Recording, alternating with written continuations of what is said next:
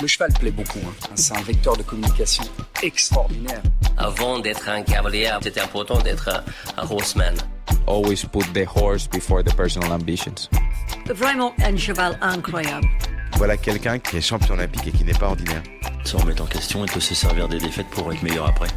Ce feeling, je l'ai eu directement avec Caleb. On fait du haut niveau, il y a le côté financier, c'est comme ça. Aller en compétition parce qu'il est bon, pas parce qu'il paye une table. Moi, je veux pas courir mes chevaux pour l'argent. If you can do it in a way that doesn't take too much out of your horses. Quand on voit l'évolution en 10 ans de temps, qu'est-ce que ça va être dans 10 ans ? Pouvoir motiver les jeunes à aller au bout de leurs rêves. Forme de très très bons compétiteurs. Je ne vais pas dire que ça forme des hommes de chevaux. Pour moi, les bons moments, ils sont à venir. Aujourd'hui, réussir sa vie, c'est avoir la vie que l'on souhaite.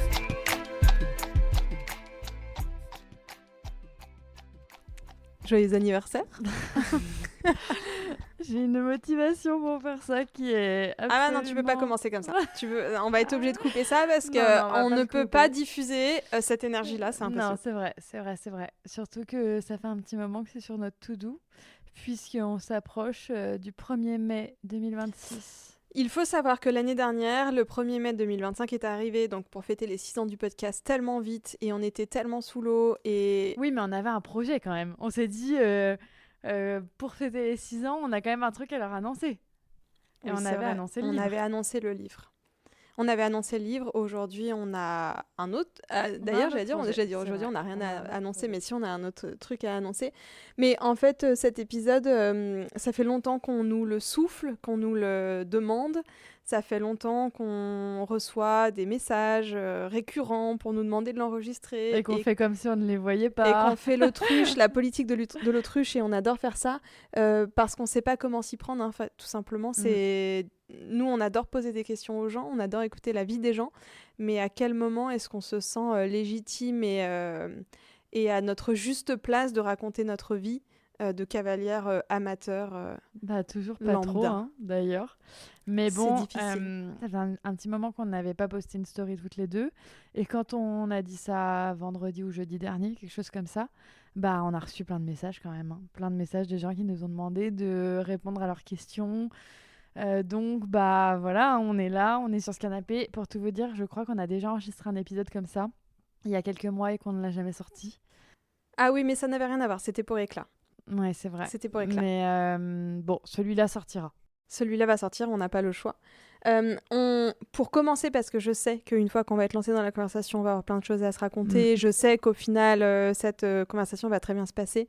Mais le but ici, c'est vraiment peut-être de vous raconter notre relation au cheval, notre rapport à ce sport, notre histoire aussi qui a fait qu'on est aujourd'hui passionné, fidèle à ce sport, qu'on a envie de le raconter, qu'on a envie de le diffuser, de faire perdurer et de transmettre autant de récits. Ça vient de quelque part et c'est peut-être cette genèse-là qu'on avait envie de raconter. Carrément. Je fais aussi un petit aparté pareil avant de commencer, c'est qu'il y a beaucoup de personnes qui nous ont demandé de parler de notre... d'où on venait professionnellement parlant, de notre parcours scolaire, etc. Alors, même si c'était pas un sujet qu'on a abordé en bonne et due forme, mais quand même, on en avait beaucoup parlé quand on avait fait notre épisode à cheval sur l'entrepreneuriat. Donc déjà, avant de commencer, si vous avez envie de plus connaître notre aventure entrepreneuriale, parce qu'on nous l'a beaucoup demandé, je vous incite à aller écouter et découvrir cet épisode-là. Je pense que tu vas répondre beaucoup plus facilement à la première question et ça va être peut-être l'amorce de cet échange. Est-ce que tu te souviens, toi, de la première fois que tu as été au contact du cheval ? Honnêtement, non, c'est pas si facile que ça. Je me rappelle pas du tout de la première fois où j'ai été au contact du cheval. T'avais quel âge à peu près ? Je sais que ma mère, elle m'a mis à cheval, je sais pas, je devais avoir 2-3 ans, quoi. Mais alors, ta mère qui n'avait jamais monté à cheval ? Si, ma mère, elle montait à cheval. Mais après, elle était cavalière. J'apprends quelque chose. Si, Anne, elle montait à cheval quand elle était jeune. Attends, mais Anne était cavalière ? Mais oui. Mais après, elle était. Je ne vais même pas dire amateur, c'était loisir quand même. Hein, sans non, mais d'accord, mais pour moi, elle avait commencé à monter à cheval il y a 10 ans. Elle montait à cheval quand elle était jeune, mais voilà, vraiment très très loisir. Okay. Et Anne, tu m'as caché des talents, si tu m'écoutes. J'avoue qu'il faudrait peut-être lui demander à Anne. Anne. Pourquoi est-ce qu'elle nous a mis à cheval? Honnêtement, j'en sais rien. Ma sœur Pauline, ça a été celle qui a ouvert la voie. Pauline, elle a 3 ans de plus que moi. Ouais. Et moi, je voulais toujours faire comme Pauline, donc voilà. Mais je sais pas, elle nous a inscrites dans un poney club. J'ai dû faire une première balade à poney à 2-3 ans, un truc comme ça. Après, pour moi, ce qui a été le plus marquant, et j'étais encore très jeune, c'est quand j'ai commencé à monter à la Jument Verte, qui sont les écuries de Pierre-Alain Mortier. C'est drôle parce que voilà, maintenant j'ai grandi et voilà. Mais là où j'ai commencé vraiment à pratiquer, quoi, à faire des cours, à tourner en rond dans une carrière, sur des poneys, arriver au centre équestre, à savoir quel poney j'allais monter. Tu y allais combien de fois par semaine? 2 fois, je pense, mercredi, samedi, un truc comme ça. Je pense que ça devait être à peu près ça. Donc ça a été vraiment les premiers éléments, et je voyais Pauline qui commençait quand même déjà à sauter, qui avait pas, c'était pas son poney, mais elle montait tout le temps le même. Et puis la Jument Verte, Pierre-Alain, c'était quand même un exemple carrément. Quelque part, parce qu'il il sautait déjà, je pense qu'il sautait déjà 1m35, ça se trouve plus. Enfin, pour moi, c'était The Star, quoi. Enfin, d'ailleurs, voilà, il est toujours très fort, mais je veux dire, voilà, c'était, c'était The Star, quoi. Enfin, donc, il sautait 1m35, je dirais, peut-être plus. Et puis, il y avait un sport-études. Enfin, c'était très compétition, hein, très, très, très compétition. Donc, dès le début, je crois que je savais que je voulais faire de la compétition, quand même. Parce que ça te plaisait ou parce que c'était un peu le truc cool qu'on faisait au centre équestre quand on montait bien, on faisait de la compétition? Franchement, j'en sais rien.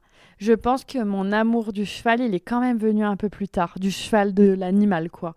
Oui, j'adorais monter à cheval, mais j'avoue que j'étais super jeune, j'ai pas des souvenirs hyper exacts, mais j'adorais monter à cheval, je voyais ma sœur sauter, tout le monde sautait, aller au concours. Je pense que c'était quand même le truc cool, mais l'amour de l'animal, il est venu plus tard, à des moments plus difficiles de ma vie, où là, vraiment, j'ai vraiment appris à aimer le cheval, quoi. Tisser du lien. Et toi, alors? Toi, t'es née dedans. En fait, je sais pas, tu sais, moi, ça se mélange. J'ai l'impression d'avoir des images. Je peux raconter plein de choses, mais je sais pas si ce sont mes souvenirs, des images que j'ai vues, des photos, ou si c'est ce qu'on m'a raconté tout simplement de moi. Moi, je pense monter à cheval avant de marcher. Enfin, non, en fait, j'ai monté à cheval bien avant de marcher, puisque mon père avait un centre équestre familial à côté de Chantilly, là-haut, et il m'emmenait en balade devant sa selle. Alors là, tous les parents du monde, tu sais, de notre génération, là, vont faire genre des bons, mais j'avais 0 casque, lui non plus. On était sur un cheval qui était absolument con, et on partait en balade dans la forêt, et il m'emmenait, et on trottait, on galopait, et ça, pour le coup, je pense que je me rappelle de ce feeling-là. Ouais. J'étais devant sa selle, il me tenait, et il l'a fait des années plus tard avec mon neveu, et je m'étais dit, il faisait ça avec moi. Enfin, je m'étais rendu compte que c'était quand même un peu dangereux. Après, j'avais un poney au centre équestre qui du coup était par définition un peu le mien, mais pas le mien, mais bon, c'était le mien, c'était Vagabond, mais moi je l'appelais Vadabon. Et voilà, et après j'ai eu un autre poney, et après j'ai toujours monté à cheval, j'ai passé mes galops, pour le coup pas avec mon père qui a toujours refusé de me faire passer mes galops. Donc je partais en vacances l'été en Bretagne chez mes grands-parents, et là-bas il y avait un centre équestre qui était trop cool à Pont-l'Abbé. Ça se trouve quelqu'un du centre équestre de Pont-l'Abbé va m'écouter. J'ai passé tous mes galops, j'ai même passé mes galops, tu sais, dressage complet. J'ai fait des reprises de dressage jusqu'au galop 7. J'ai fait du cross que je n'avais jamais fait avant. J'ai été refusée la première fois au galop 7 parce que j'avais, si je dis pas de bêtises, 11 ans, et j'étais minuscule, j'étais un tout petit modèle, et j'avais passé mon galop de cross sur un cheval très grand, et je pense qu'en termes de sécurité, c'était pas idéal sur le cross. Je l'ai repassé l'année d'après, et voilà, et j'ai vraiment passé tous mes galops, donc du coup, pas du tout avec mon père. Mais mes souvenirs sont absolument liés à tout, à être à cheval avec mon père, mais aussi, par exemple, à l'époque, j'allais au concours, je sais pas si t'as connu ça, il y avait des petites caravanes qui filmaient. Et on pouvait voir à l'intérieur de la caravane la caméra, en fait. Tu vois ce que je veux dire? Et après, tu avais ta cassette VHS. Et moi, ma passion, c'était en fait, j'étais, je pense, la fille adoptive du caméraman, et c'était tout le temps le même. Et tous les week-ends, je passais le concours dans la cabine du caméraman.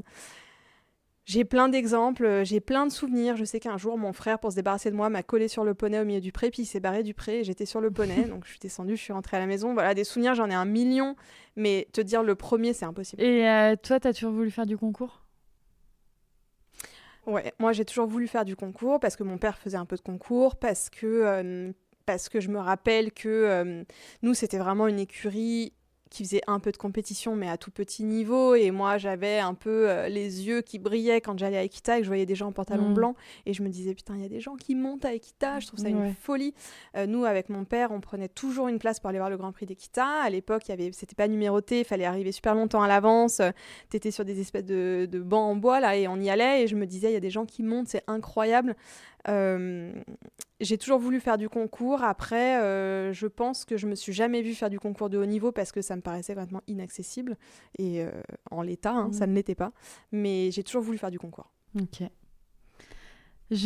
En même temps, j'ai les yeux sur notre document là, qu'on avait préparé et j'ai copié-collé toutes les questions des auditeurs, en tout cas des followers sur Insta.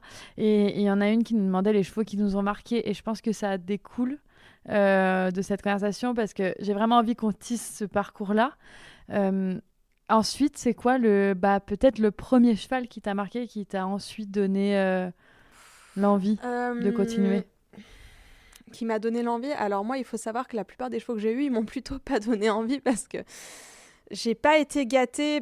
Nous, on était une petite structure. Mes parents avaient des moyens extrêmement modestes et j'ai eu des chevaux qu'aujourd'hui, si j'avais un enfant, j'aurais pas envie qu'il monte dessus, tu vois.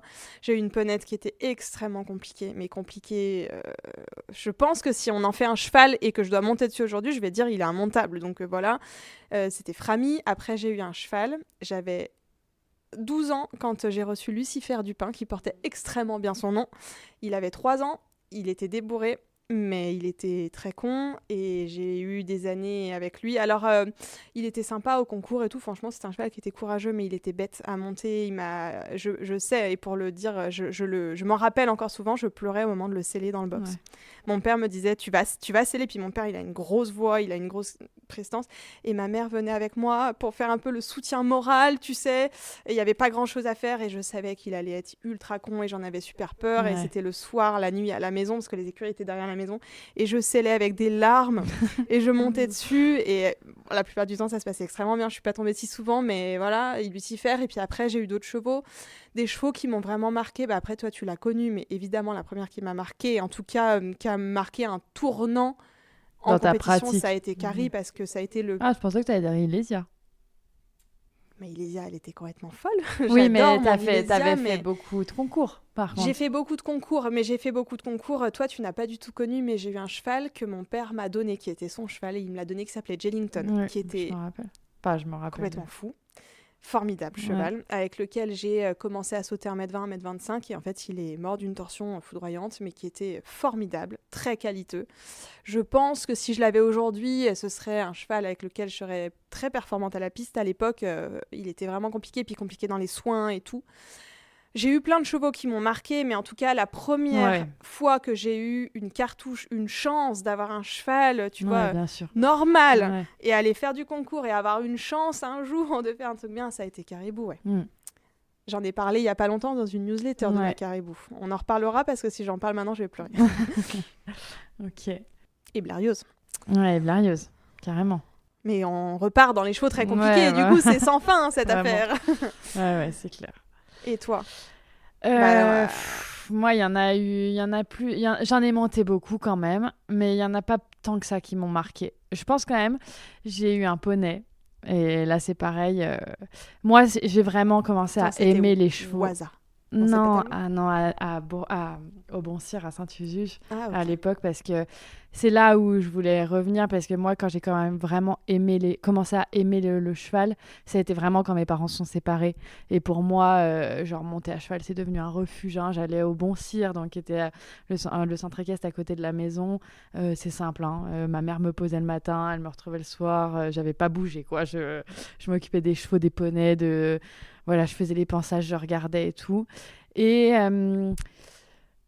elle va écouter cet épisode, donc elle répondra à ces questions. Mais je pense un peu par culpabilité de tout ce qui se passait chez nous. Ma mère nous a loué des poneys pour que je pense qu'on ne pète pas un câble. Et elle a eu raison d'ailleurs. Donc j'ai eu de la chance. J'ai eu... Enfin, je sais pas si c'était de la chance en vrai. J'ai eu ce poney qui s'appelait Jack de la Bresse, d'où mes mots de passe. Tu sais. Qui était top. Mais sans doute qu'il était top. En vrai, j'en sais rien. Mais je tombais à chaque fois. C'est simple, je tombais à chaque fois que je montais dessus, je tombais. Et c'est là que on m'a répété et re-répété, il faut tomber 100 fois pour être bon cavalier. Je sais pas si je suis bonne cavalière, mais en tout cas, je suis tombée 100 fois. Est-ce que tu penses que c'est vrai ? Est-ce que tu penses que la chute forme un cavalier ? Alors la chute, la difficulté, tu vois. Ouais, la difficulté forme un cavalier, c'est évident. Tomber, je sais pas, mais en tout cas, moi, je tombais à chaque fois. Vraiment, je tombais à chaque fois que je montais dessus. Et à l'époque, et c'est drôle, ce week-end, je faisais du contenu pour Alexandre Fontanelle. Et donc, c'était Fonfon, son grand-père, qui m'avait loué ce poney.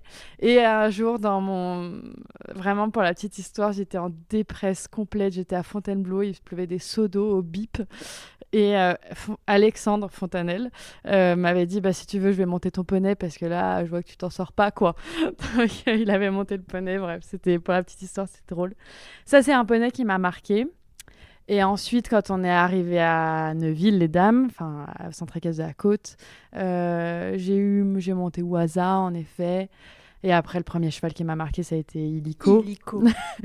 Illico, qui était fou, qui était génial, mais genre quand il voyait une barre, il partait au triple galop, il fonçait dessus. Donc, c'était pas toujours très académique, mes parcours. Mais c'est là que j'ai commencé à vraiment faire du concours, apprendre ce que c'était que de faire du concours, d'être compétitive, de placer une distance. Voilà, quoi. Et après, évidemment, Cookie. Cookie, ça a clairement été la jument de ma vie. Avec elle, j'ai commencé à sauter plus haut. J'ai fait 125, j'ai fait le championnat de France amateur. C'était vraiment une jument extraordinaire. J'ai eu beaucoup de chance de la voir. C'est aussi avec elle que j'ai eu peur, que j'ai eu mes accidents, que je suis un peu rentrée dans un cercle vicieux. Répétait souvent, Léa, elle est pas très bonne, mais par contre, elle a une qualité, c'est qu'elle ne baisse jamais les bras. Et ça, c'est vrai, quand même, elle m'a appris la résilience parce que j'ai eu beaucoup de mal avec elle, mais elle était vraiment géniale. Parce que moi, j'ai très bien connu cette période-là, qui a été très longue. Et je te vois aujourd'hui. Est-ce que... Et c'est vrai que, en fait, nous, dans ce podcast, on ne parle qu'à des cavaliers professionnels. Parfois, ils sont tombés, ils ont eu une petite crainte. Ça a duré 2h30 où ils se sont demandé s'ils avaient très envie de monter à cheval. Et puis, le lendemain, c'était réglé. Est-ce que tu as envie d'en parler ? Ouais, est-ce qu'à un moment, j'ai voulu arrêter ? Bon, franchement, j'ai voulu arrêter. Tu as voulu arrêter 1 million ? Non, mais j'ai voulu arrêter un milliard de fois. T'as jamais voulu... Non, moi, j'ai jamais connu quelqu'un qui a travaillé autant, en tout cas, qui a essayé autant de surpasser ça, mais... la peur à cheval, c'est quelque chose dont on ne parle pas. Et je pense qu'il y a beaucoup de gens qui ont peur à cheval. Énormément. Elle vient d'où ? Comment est-ce qu'on la gère ? Et comment est-ce que tu as vécu cette période-là ? Franchement, c'était horrible. C'était horrible. Le pire, et ça, je me rappellerai toujours, c'est que donc moi, on habitait à Louhans et on montait à Neuville, donc on faisait 1 heure de route. Et tu te rappelles qu'on faisait les cours de 13h à Neuville, le mercredi. Et donc, ma mère me prenait à la sortie du lycée. Je faisais 1 heure de route. J'arrivais à 13h pile. Souvent, ma jument était scellée par toi ou Clem ou voilà. J'avais mangé dans la voiture. En fait, je pouvais rien avaler tellement j'avais mal au ventre parce que je savais que cette séance allait mal se passer. Et que c'était... peut-être elle allait bien se passer, mais il y avait quand même 90% de chances qu'elle se passe mal. Et en vrai, je montais à cheval, j'avais déjà les larmes aux yeux. Horrible. Et en fait, ce qui est hyper dur, c'est que déjà, je voulais pas dire que j'avais peur. Pendant, je sais pas, ce qui m'a paru une éternité. Je pense que tu as dit que tu avais peur une fois que ça allait mieux. Ouais, vraiment. Je pense que vraiment. Tu as une fois que j'avais déjà passé un petit cap. Tu as mis le mot sur ce qui s'était passé bien après. Par contre, je ne saurais pas du tout identifier à quel moment j'ai eu peur. Il n'y a pas eu un élément déclencheur parce qu'après, j'ai eu une chute. Mais j'avais peur, déjà bien avant. Ouais. La chute a été la résultante de l'appréhension que tu avais au milieu de la piste. Etc. Vraiment. Et je ne sais pas à quel moment j'ai eu peur. Je pense que ça a été petit à petit, plein de petits éléments. Alors, pour le coup, je n'avais pas peur au milieu de la piste. Et c'est ça qui était drôle, c'est que j'étais incapable de sauter à la maison. incapable de sauter au paddock. Mais pendant des années avec Cookie, je rentrais en piste, la clochette sonnait et genre... tu gagnais. Je gagnais, quoi. Enfin, je me transcendais. Mais je pense que pour le coup, je me transcendais. Enfin, j'allais au-delà de mes peurs, quoi. Et ça me coûtait énormément. Et tu as énormément travaillé, je sais, avec des préparateurs mentaux sur la question. Est-ce que tu penses que... Déjà, est-ce que tu penses qu'il faudrait en parler plus ? Tu vois, aujourd'hui... À l'époque, il n'y avait pas d'influenceurs qui racontaient. Est-ce que tu penses que quand on va au concours, on a toujours l'impression que tout se passe bien pour tout le monde ? C'est un peu ça, je veux dire. Est-ce que tu penses qu'il faudrait en parler plus ? Est-ce que tu penses que les préparateurs mentaux ont assez d'outils pour accompagner les cavaliers ? En fait, au final, qu'est-ce qui t'a le plus aidé à surmonter tout ça ? Franchement, ça a été un ensemble de choses. Aujourd'hui, en 2026, je peux dire que j'ai plus peur. Mais tu sais comme ça a été long, quoi. Enfin, je veux dire, ça fait plus de 10 ans que j'ai peur. Enfin, ça fait 15 ans peut-être 15 même ans, que j'ai peur. Et malheureusement... il n'y a pas eu un truc qui m'a vraiment aidé à ne plus avoir peur, mis à part aujourd'hui d'avoir ma jument qui a été game changer, vraiment. Mais par contre, oui, moi je dis souvent quand je vois quelqu'un, en plus ça me parle énormément, quoi. Je dis genre, dis-le que t'as peur, parce que déjà, quand tu le dis, ça change tout, enfin vraiment. Après, oui, les préparateurs mentaux m'ont aidé. Je pense à Sonia qui a, elle, levé le truc du regard des autres, et Dieu sait que ça me touche encore, mais quand même j'ai fait du chemin là-dessus. Ensuite Jean-Pierre Tiffon qui lui m'a aidé à me fixer des objectifs, à visualiser, il m'a donné des clés. Et après je crois que je me suis auto-soignée quand même petit à petit, doucement. Et puis le truc qui a été le plus dur pour moi, ça a été de redescendre dans les épreuves, de prendre mon temps, de sauter petit pendant longtemps. Ça t'a... Ah bah c'était hyper dur pour moi parce qu'en fait j'avais sans cesse l'impression de régresser, d'avoir sauté haut à un moment et de tout le temps régresser. Donc voilà, mais ça a été dur. Là où par contre, c'est là où je dis que moi j'aime les chevaux, c'est que même si évidemment je voulais arrêter tous les jours, genre tous les jours je disais c'est bon, j'arrête et tout, j'en peux plus, j'aimais tellement ça, enfin vraiment j'aime tellement monter à cheval que j'ai jamais arrêté. Bref, c'est un sujet qui n'est pas du tout facile à aborder. Je suis sûre qu'il y a énormément de cavaliers amateurs, ou pros d'ailleurs, j'en sais rien, de loisirs, amateurs, pros, peu importe. Je suis sûre que ça parle à énormément de gens.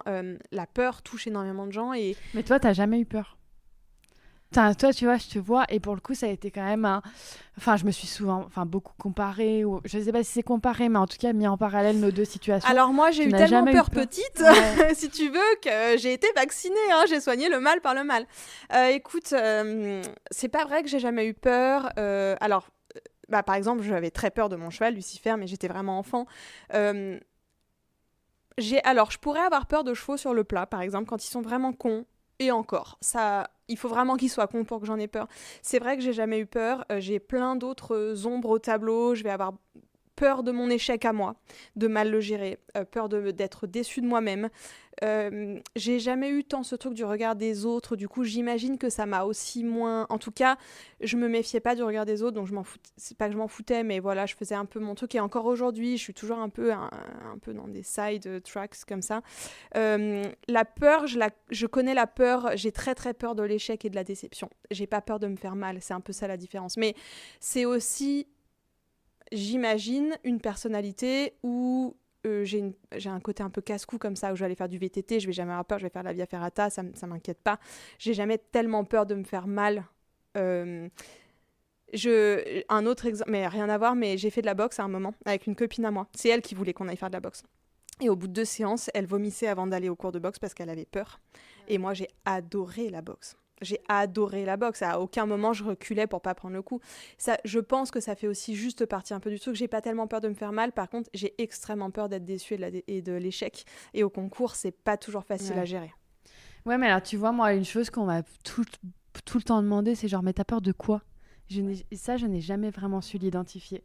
Parce que, en vrai, j'ai pas eu tant peur de tomber. Enfin, tu vois...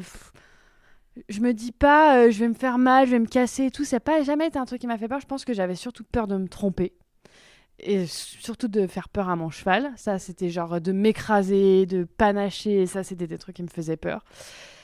Et peur de me tromper. Et tu vois, c'est ce que je te disais. C'est genre aujourd'hui, hier, mais je te parle de là, on est par du très très court terme. Genre ce week-end, je me suis dit, mais en fait, tu es capable. Tu sais placer une distance. Tu vas y arriver. Tu n'es pas nul. Donc, le discours intérieur, il t'a vraiment aidé ? Mais là, très récemment. Ouais, vraiment. Mais plus parce que, en gros, maintenant, je me pose beaucoup plus de questions techniques. Comment faire telle ligne, tel truc et tout. Et souvent, je me dis, mais oh là là, quand je vais sortir du virage et que je vais voir un gros auxerre, je vais tirer et tout. Parce que c'est quand même...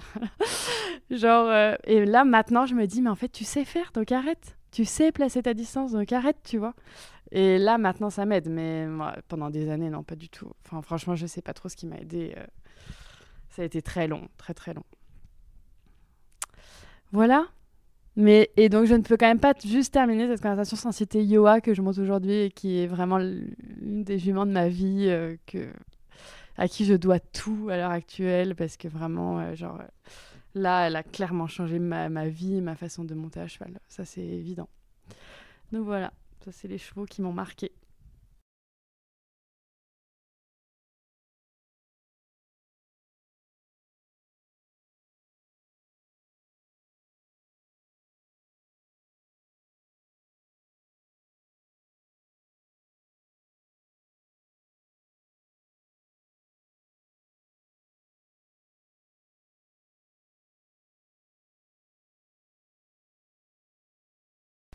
On ne l'a pas forcément demandé, mais peut-être qu'on peut en parler maintenant. C'est comment est-ce qu'on a envie de monter à cheval maintenant ?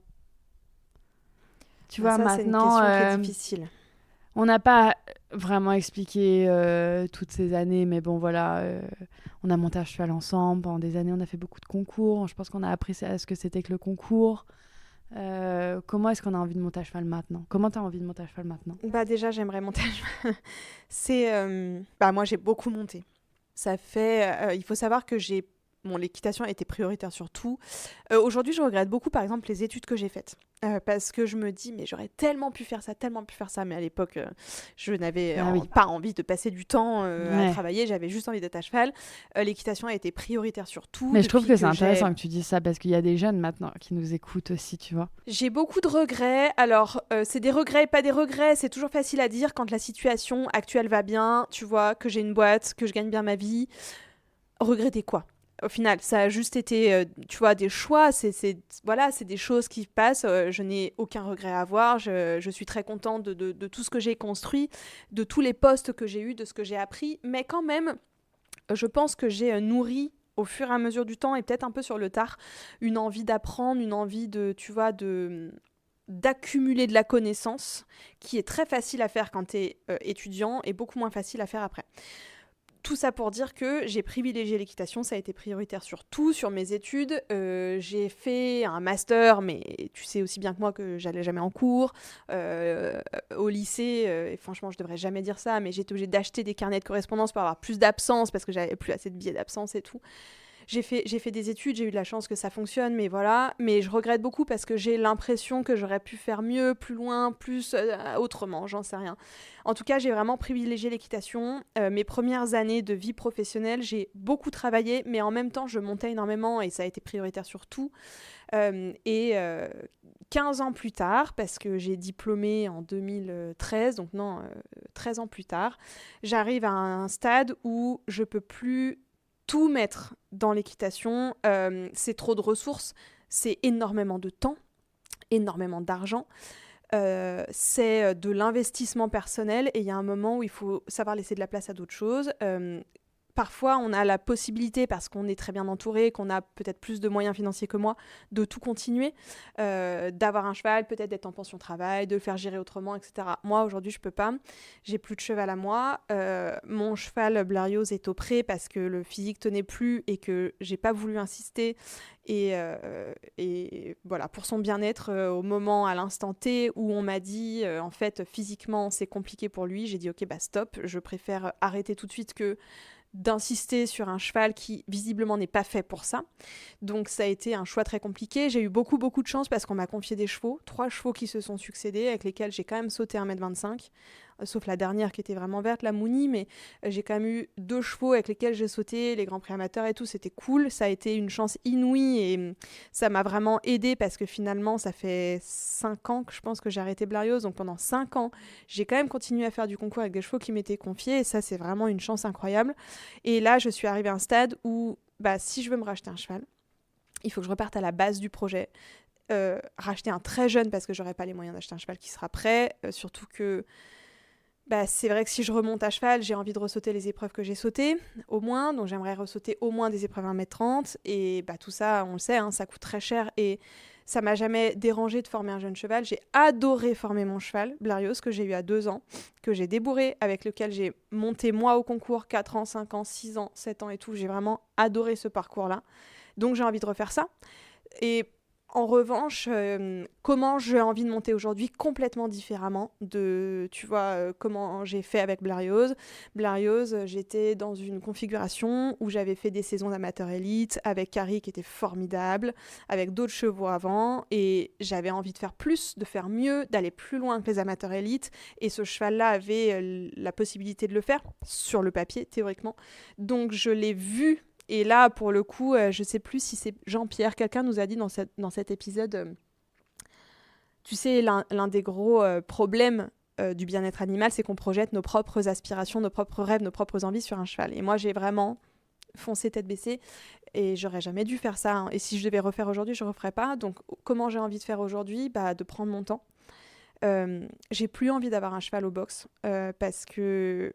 grâce à Moon et à sa vie actuelle, où elle est dehors toute la journée dans un petit troupeau, rentrée le soir, et on inverse l'été, et je vois qu'en fait c'est tellement mieux pour elle, qui marche toute la journée, qu'elle est trop contente avec ses copines, jamais blessée, jamais rien, que pour moi, y a plein de jours où on travaille et on se dit « Putain, j'ai pas du tout terminé, il faut que j'aille monter. » En fait, zéro culpabilité, au pire j'y vais pas. Elle a passé 9h, 10h, 12h dehors, donc aucun problème. Et parce que je trouve que c'est plus viable d'une manière générale et qu'on arrive à un âge où on espère devenir maman et que si on est maman, ça va être une contrainte de plus. Donc en tout cas, comment j'ai envie de monter ? J'aimerais racheter un très jeune cheval. Mais quand je dis très jeune, ça va être très très jeune. Ça va être vraiment très jeune parce que j'aurais pas les moyens de faire autrement. Peut-être 1 an, peut-être 2 ans si par chance je trouve un bon 2 ans. Mais j'aimerais quelque chose sur le papier qui soit vraiment un très bon cheval. Je discutais hier, tu vois, avec une amie, je t'ai pas dit, mais j'étais chez ma copine Lolo hier, et on parlait de ça, et elle me disait qu'elle voudrait reprendre un cheval de commerce. Et moi, le problème, c'est que ça me brise le cœur, et je peux pas. Et en fait, j'ai décidé que j'arrêtais de nourrir cette vision-là. Acheter un cheval pour le revendre, c'est pas possible. Donc un cheval qui va rester longtemps avec moi, donc il faut pas mal de choses sur le papier pour que je me retrouve pas avec un autre cheval au pré dans 2 ans, tu vois. Pouvoir vraiment faire du concours mais prendre le temps, faire beaucoup moins de concours qu'avant je pense, les épreuves qui servent à rien et tout, j'ai plus envie de les faire. J'aimerais avoir un cheval qui va sauter, c'est sûr, j'aimerais sauter les amateurs élites au moins, m'emmener faire des concours que j'ai envie de faire, prendre le temps, pouvoir me poser au concours, partir 3 jours et pas être tous les week-ends à 30 minutes de route sur un concours qui me fait pas tellement rêver pour faire une épreuve qui n'a pas tellement d'intérêt, etc. Voilà, et avoir un cheval qui est au pré, peut-être beaucoup plus travailler à pied, beaucoup plus travailler les petits à côté. Tu vois, par exemple, Blarios, il montait pas très bien dans le camion, j'ai jamais vraiment pris de la solution, le temps de gérer ça avec quelqu'un. J'aimerais avoir un cheval qui soit hyper sain dans sa tête, mais aussi, moi, avoir beaucoup plus d'outils, parce que je trouve que je pense avoir été très bien formée, à peu près, en tout cas pour un amateur, à monter un cheval, à le travailler et tout, mais tous ces à côté-là, on les a jamais appris, quoi. Carrément. Et je les apprends aujourd'hui. Carrément. Voilà. Comment j'ai envie de monter C'est bien. C'est des beaux projets. Ce qui reste au stade purement hypothétique du projet. Pour le moment, voilà. Pour le moment. Mais c'est bien. Et toi ? Toi, t'as eu un pivot cette année radical, depuis 1 an. Ouais, vraiment. T'as complètement changé ta façon de monter, de faire, carrément, etc. Carrément. Après, j'ai trouvé un équilibre qui est en très très grande partie grâce à Pascal, qui est mon conjoint et qui aussi m'entraîne, en qui j'ai une confiance absolue, qui m'a trouvé cette jument, enfin qui m'a permis d'avoir cette jument aussi, qui est extraordinaire et qui le connaît par cœur. Donc c'est vrai que j'ai une confiance entière en lui. Après, je sais que Yoa est la dernière jument d'âge prête à faire du concours que je n'aurai jamais, parce que j'ai eu la chance d'avoir des chevaux géniaux, d'autres un peu moins. J'ai eu la malchance de dépenser beaucoup d'argent dans des chevaux qui n'en valaient pas le coup. Mais ça, c'est comme ça, c'est la vie, ça m'a appris beaucoup de choses. Maintenant, moi, je rêve de les faire naître. Franchement, ça a toujours été un truc que j'ai toujours voulu faire ça. D'ailleurs, je l'ai fait. C'était pas la meilleure... C'est somme toute un cheval tout à fait sympathique. Exactement, mais c'était pas le crack du siècle. Sans dire que je veux faire naître les cracks du siècle, Pardon, pas du tout. Mais voilà, c'était pas une franche réussite. Maintenant, je l'aurais jamais fait toute seule, et dans le contexte dans lequel je suis, bah voilà, c'est beaucoup plus simple de le faire à deux. Donc voilà, on se lance là-dedans, et moi, ça me fait trop kiffer. Je croise les doigts pour dire qu'on en a peut-être un qui est en route, et après, bah, monter un jour les bébés d'Ioa, quoi. Mais c'est pas aussi facile que ça, parce que ça coûte très cher d'élever aussi et de faire naître des chevaux. C'est un stress un peu permanent, mais voilà, c'est un peu le rêve. Et puis c'est sûr que c'est vrai que depuis 1 an, moi, j'ai complètement changé ma façon de faire.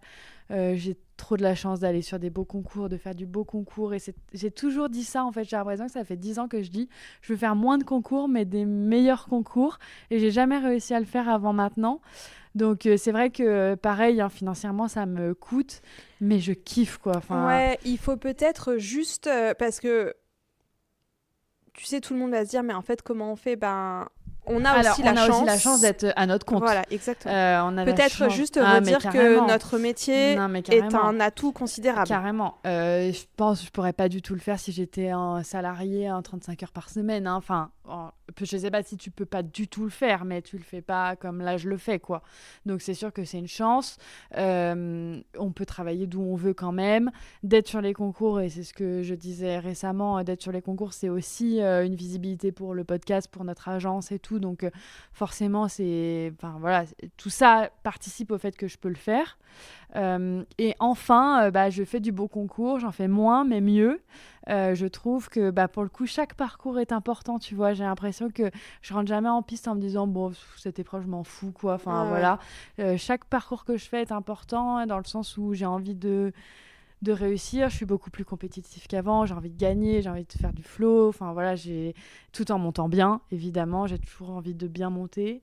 Donc ouais, je suis trop contente. Après, ça durera le temps que ça durera. Je savoure vraiment ce moment-là, et j'ai écrit hier dans mes notes ma prochaine idée de billet d'humeur, et c'est je vous parlerai sans doute du fait de profiter, mais avec les chevaux, tout est tellement éphémère, et je sais de quoi je parle, que ces moments-là, je les savoure plus, parce que je sais que ça durera peut-être pas des années. Et puis qu'il y aura des moments plus lents, parce que si on crée des chevaux, ça prendra beaucoup de temps. Et puis pareil, j'ai acheté l'année dernière un an. J'ai acheté un 1 an l'année dernière, qui a 2 ans cette année.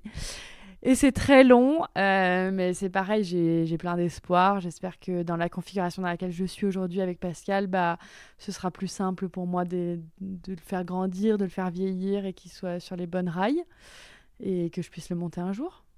Donc, voilà. Il y a quelqu'un qui nous a demandé, on a reçu plein de questions, et je suis en train de les lire, en fait. Il y a quelqu'un qui nous a demandé qu'est-ce qui vous motive, qu'est-ce qui vous fait aller de l'avant. Et moi, je pense qu'avant, ce qui me faisait aller de l'avant, c'était aller en 5 étoiles et regarder tous les gens qui faisaient ça, et maintenant, plus du tout. Moi, j'ai trouvé ma motivation ailleurs. Mais du coup, elle vient d'où, ta motivation ? C'est quoi ta source de motivation ? En fait, je peux pas te dire, il y a un truc qui me... Enfin, si, en fait, tout me motive, tu vois. Cette jument me motive, évidemment. Enfin, clairement, quand on a un cheval qui va bien, c'est hyper motivant. Enfin, c'est beaucoup plus motivant que quand tu as un cheval qui va pas bien. Quand tu fais du beau concours, c'est hyper motivant. Quand tu sais que tu peux classer l'épreuve et ramener de l'argent et te faire plaisir à la remise des prix, c'est hyper motivant. Bien monter me motive. Ouais, c'est un peu un ensemble, je crois. Et puis la relation avec ma jument, quoi. Enfin, c'est ça qui me motive. Moi, j'ai toujours envie d'aller la monter, même le mardi soir à 19h. Même quand tu m'écris le jeudi et que tu me dis Yoa était horrible. Ouais. Il faut savoir que Yoa... Elle a couronné ma journée. Ouais, vraiment, Yoa est horrible à monter sur le plat. On pourrait pas le croire comme ça, tellement elle est parfaite, mais elle est horrible à monter sur le plat. Mais j'adore quand même la monter sur le plat, même si elle est horrible. Donc voilà, non, franchement, c'est un ensemble de choses, quoi. Et toi, c'est quoi? Moi, ce que j'aime, c'est le chemin, c'est la construction. Moi, j'aime partir du point 0 et arriver au point 80, tu vois, et j'aime construire, progresser, voir le cheval. Vraiment, c'est la construction d'un cheval, et c'est pour ça que je repars volontiers sur un jeune cheval dans ma tête comme projet, parce que j'adore ça. J'adore cette évolution, et tu vois... l'année dernière, quand Moon est arrivée, elle avait fait 5 parcours, elle était quand même vraiment verte à la piste, et j'ai trouvé ça passionnant. Alors j'aurais aimé aller plus loin dans le travail, dans plein de choses.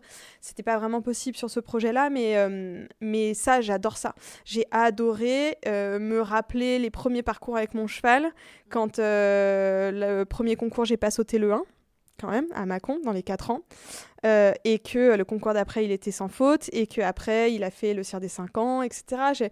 J'ai trouvé que c'était passionnant, et aujourd'hui, entre-temps, il s'est passé beaucoup de choses, j'ai monté avec d'autres gens, etc. Aujourd'hui, ce chemin-là, je le chéris, quoi. J'aimerais vraiment pouvoir...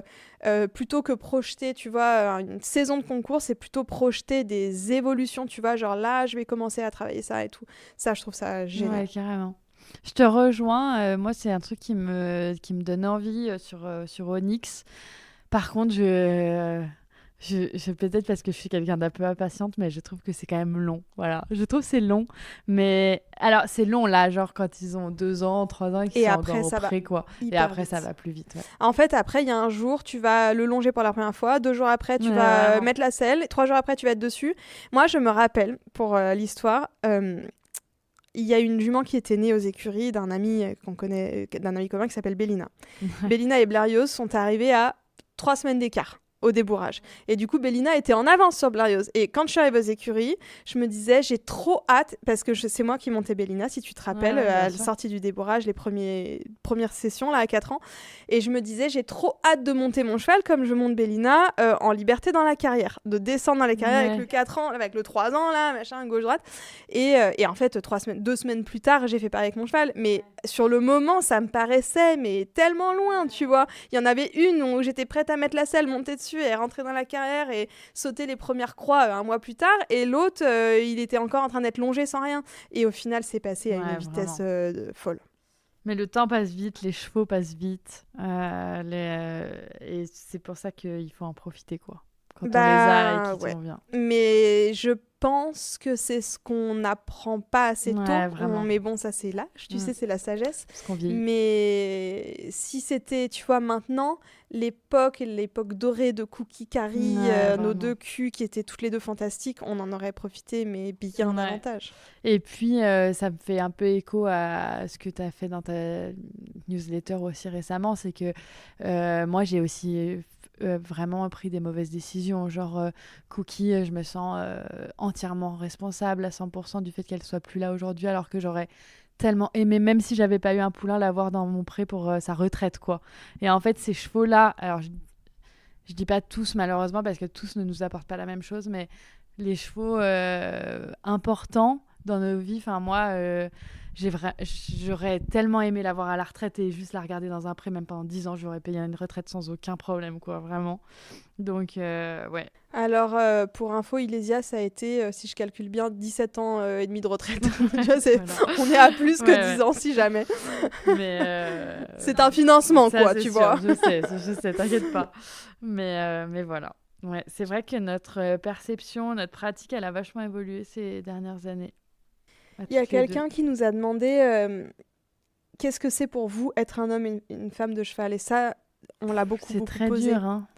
On l'a énormément posé, mais Pour moi, être un homme ou une femme de cheval, c'est prendre les décisions pour le cheval et pas pour soi. Et ça va contre ses rêves personnels, contre sa situation financière, contre son confort. Tu vois, être un homme et femme de cheval, c'est si je vais aller monter même si je suis fatiguée ou malade parce qu'aujourd'hui mon cheval il a besoin, c'est non, je vais pas vendre ce cheval parce qu'en fait si je le vends dans la configuration et le contexte, il y a de fortes chances que ça se passe mal, ou alors je vais pas le vendre à un marchand et je vais le vendre moins cher mais autrement.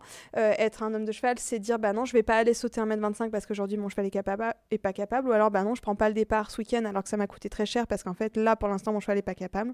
C'est se dire peut-être que j'arrête de chercher à tout prix à faire du saut d'obstacle avec ce cheval là et que j'essaie de le reconvertir en cheval de loisir parce qu'il n'est pas capable. Et ça, faire passer le cheval avant son intérêt personnel, financier, c'est intime, c'est très très dur. Je te rejoins à 150%. Pour moi, c'est ça aussi. Et c'est beaucoup relié à la patience.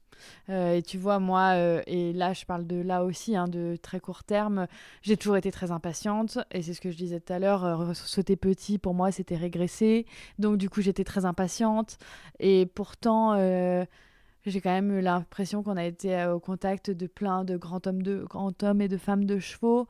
Et je suis très impatiente. Et là, je crois que c'est vraiment très, très récemment que je me suis dit, voilà, en fait, c'est ça, être un homme de cheval, c'est patience, c'est attendre, c'est reculer pour mieux sauter, c'est prendre son temps pour en gagner derrière, quoi. Voilà, tout simplement. Et du coup, les écouter. S'écouter aussi, nous, parce que des fois, on ne s'écoute pas assez, je pense.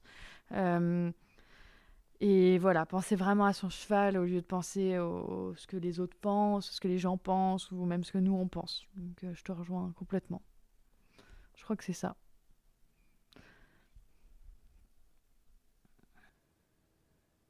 On nous a demandé si on nous a posé une question, et tu vois, je vais pas être capable de savoir le tien. C'est quoi ton plus grand rêve maintenant, celui que tu nourris, et qui donne un peu la direction de tout ce que tu fais? Je ris parce que Pascal qui écoutera cet épisode aura déjà répondu à la question dans sa tête et dira mais de toute façon son rêve c'est de sauter 140.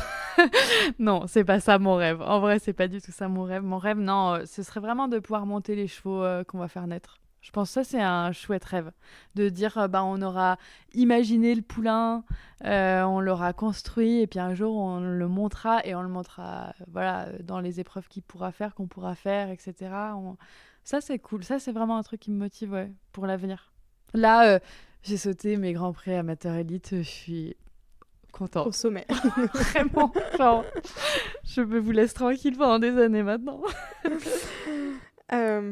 Je réfléchis, je sais pas dire. J'ai l'impression de passer ma vie dans le futur. Tu vois ce que je veux dire? J'ai l'impression de passer ma vie à projeter, à attendre ce qui va venir, à attendre la suite. Et en fait, ça m'épuise, quoi. Donc je crois qu'en ce moment, j'ai pas de grands rêves parce qu'en fait, j'essaye d'arrêter de vivre dans le futur et de projeter des choses qui peut-être n'arriveront pas et qui finissent par laisser une trace.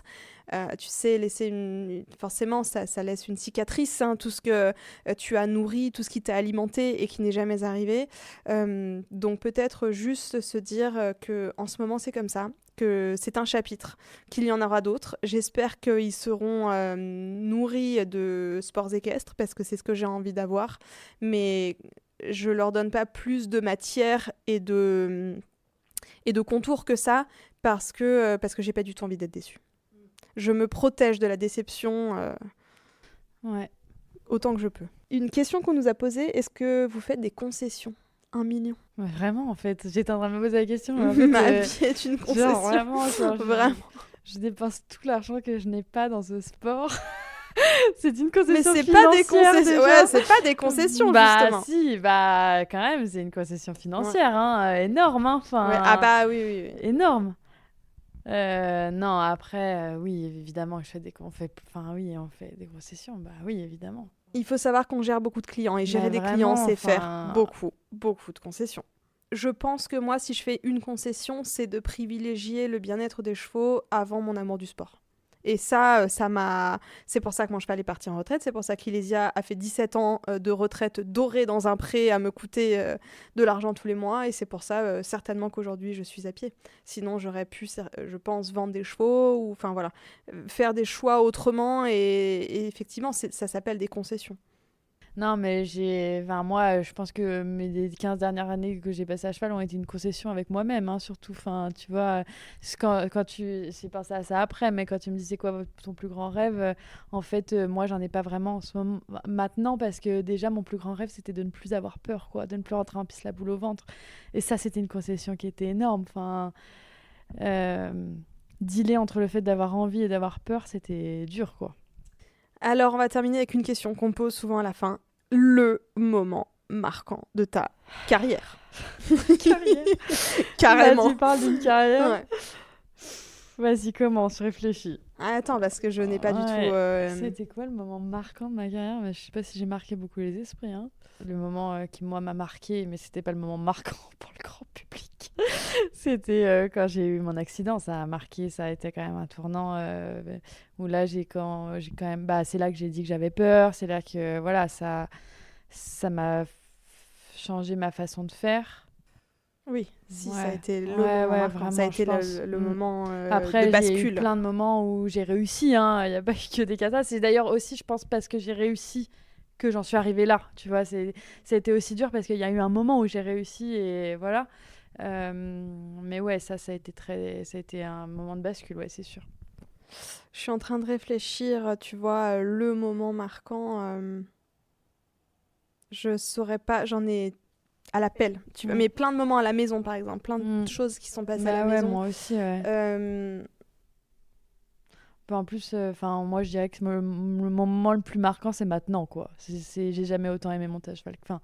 Autant... Oui, mais maintenant, c'est pas un moment. Oui, voilà, c'est ça. Période, non, mais voilà, c'est une période. C'est ce chapitre-là, quoi. C'est là où j'ai jamais autant aimé. Moi, si je dois... Le chapitre marquant, ça a été Blarios, parce que j'ai énormément appris, parce qu'il était à la fois très bon et très compliqué, et que j'ai bossé comme je n'ai jamais travaillé à cheval de ma vie, et pourtant, on avait bossé, hein. Et si je dois retenir avec Blarios, du coup, un moment, c'est un Grand Prix 1m30 où il a fait sans faute. Avec un point de temps, bien sûr. Ouais. Parce que si vous me connaissez, vous savez que ça va avec. Être dans le temps, ça ne fait pas partie de mon vocabulaire. Moi, j'aime prendre mon temps. J'aime aller rentabilises loin, ton engagement. Je rentabilise.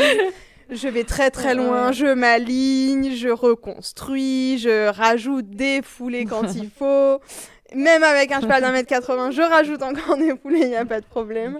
Donc, tu kiffes, quoi. Ah, moi, je kiffe. Mais tu sais, non, mais c'est drôle par contre. Souvent, quand je suis à l'Arco, il y a des gens, tu sais, qui passent, parce que c'est vrai qu'on est dans cette région depuis longtemps. Donc, par définition, on connaît quand même beaucoup de gens. Il y a plein de gens qui me disent Hello, Lorelai, tu sais, c'est quoi le barème ? C'est un barème prépa. Dans ma tête, c'est un barème prépa. Du coup, je ne saurais pas vous dire parce que je n'ai pas prévu d'aller à fond. Donc, voilà. Donc, ouais, c'était à Mâcon, exactement. C'est mon moment marquant parce que le cheval avait vraiment sauté formidable et que c'était un Grand Prix qui était super difficile et que voilà, c'est bien. C'est un bon parcours. Ok, bon, voilà, on a raconté notre parcours à cheval. On a raconté notre parcours à cheval, du coup... J'espère qu'on n'a pas fait trop pleurer dans les chaumières, hein, mon Dieu. Hein. Désolée pour ces moments de larmes aux yeux. Mais beaucoup de joie aussi. Hein, ah ouais, énormément. On n'en serait pas là sinon. Hein. On vous fera une vidéo quand Carrie sera revenue à la maison, mais je vais pleurer, mais ce sera de la joie. Mais je vais pleurer quand même. Non, mais ce sport nous a apporté, et c'est aussi pour ça que j'ai jamais arrêté, c'est qu'il nous a apporté tellement de bons moments. Et c'est pas fini, tu vois, moi peut-être la chose qui m'anime en ce moment, c'est de me dire que oui, en ce moment je monte pas, ou je vais plus monter, mais que tout ça c'est un chapitre, on y revient. Il y a des moments dans la vie où on s'éloigne pour faire d'autres choses, mais en fait c'est pas du tout ni un adieu ni un abandon, c'est juste le temps de reposer des pierres en fait. Et moi je vois, et encore une fois je reparle de construction parce que c'est comme ça que je vois les choses dans la vie toujours, et comme ça que je suis au bureau, et tu le sais, c'est vraiment poser des pierres en fait, créer des fondations, et là maintenant j'ai besoin de recréer de nouvelles fondations pour pouvoir remonter à cheval, donc ce n'est qu'un chapitre. Et ben voilà, la suite au prochain épisode du coup. La suite, peut-être pas l'année prochaine parce qu'on a déjà raconté beaucoup de choses, mais dans nos newsletters qu'il faut suivre, dans les épisodes. Mais tu sais ce qu'on n'a pas annoncé ? Ah mais attends, on n'a pas annoncé le projet de l'année. En fait, on était là pour ça, c'est lunaire. On va arrêter de pleurer et enfin parler de quelque chose. Vraiment. Ça fait... Attends, ça fait quoi 8 ans 7 ans Attends, on est l'année... C'est 7 ans. Ça fait 7 ans qu'on a ce podcast et 7 ans qu'il y a une collaboration qu'on a envie de faire. Et on a lancé la balle de nombreuses fois, mais elle n'avait pas encore on été a attrapée. eu une première occasion de faire quelque chose, ça n'a pas été le cas. Une grande occasion. Et là, il y a une nouvelle grande occasion. Et ça y est, on a cette collaboration. On va pouvoir vous parler des championnats du monde de manière extrêmement immersive, en amont. Vraiment, on va plonger dans les coulisses de la préparation des équipes de France. Et ça, c'est grâce à la Fédération française d'équitation. Et je suis vraiment ravie de remettre un pied dans la Fédé après y avoir passé 6 mois de mon parcours professionnel. Voilà. Et je suis trop contente qu'on collabore avec la Fédé, avec Sophie Aujar, qui nous soutient beaucoup, et Frédéric Bouix. On a 10 épisodes à vous faire écouter. Toutes disciplines confondues. Toutes disciplines confondues, complètement différentes. On va aller différents s'attaquer à la voltige, à l'endurance. Très différent de ce que vous avez l'habitude d'écouter, d'angle, de ligne éditoriale, de façon de traiter les sujets. Ça va être vraiment passionnant. Je vais te dire parce qu'en plus je n'étais pas là, mais tu as commencé à enregistrer des premiers épisodes à Bordeaux. On va prendre la suite à Fontainebleau. Donc quand vous allez écouter cet épisode, malheureusement, je pense que peut-être on aura déjà diffusé l'info, à moins qu'on sorte l'épisode avant. On aura peut-être diffusé l'info, mais normalement le premier épisode il viendra après celui-là. Voilà. C'est un très beau projet. Pour nous, collaborer avec la Fédération, bien sûr, c'est l'aboutissement aussi de cette année de travail. C'est de nouvelles portes qui s'ouvrent, des opportunités pour justement traiter les sujets différemment, ne pas trop parler que du haut niveau dans la façon que l'on a de l'aborder. Parfois, on nous reproche d'être trop élitiste, etc. Là, le but, c'est vraiment de faire autrement. Ouais, il y aura pas mal de contenu pédagogique, et d'aller aussi toucher une autre audience, une audience peut-être un peu plus jeune, peut-être moins compétitrice, mais curieuse d'apprendre et de comprendre ce qu'est le haut niveau. Donc voilà, ça va être chouette, je suis trop contente. Et ça sort très vite après cet épisode. Voilà, donc l'année dernière, on a eu le livre. On a fait des belles collaborations avec Aymen Kisren. On avait commencé avec L'éperon à l'époque. Oui, c'était très chouette. Là, on a eu le livre qui a été un succès et j'en profite aussi pour remercier encore tous les gens qui ont acheté tous les exemplaires du livre. Il doit nous en rester 10 au bureau. Et puis, voilà, cette année, c'est les championnats du monde et puis on verra l'année prochaine où on en sera. Merci beaucoup de nous avoir écoutés. On espère que quelque part vous en avez tiré quelque chose, même si c'est certainement bien moins intéressant que l'avis de Gilles Thomas ou de Marc Dillasser qui aura été diffusé entre-temps. Mais on vous dit à très vite sur les réseaux sociaux. Si vous avez des questions pour nous, en fait, n'hésitez pas. On vous répond. Parfois, on vous fait des vocaux, mais on vous répond. Donc, c'est le moment. Et puis, si vous voulez continuer d'aider Aymen Kisren à vivre, il y a plein de choses à faire. Il faut nous mettre des étoiles sur Apple Podcast. Il faut s'abonner sur notre compte Insta. Il faut écouter les épisodes, partager les épisodes avec tous vos amis qui montent à cheval et qui peut-être ne connaissent pas. Et puis voilà, c'est déjà pas mal. Ouais, c'est déjà pas mal. Merci beaucoup de nous avoir écoutés. À très vite. À bientôt.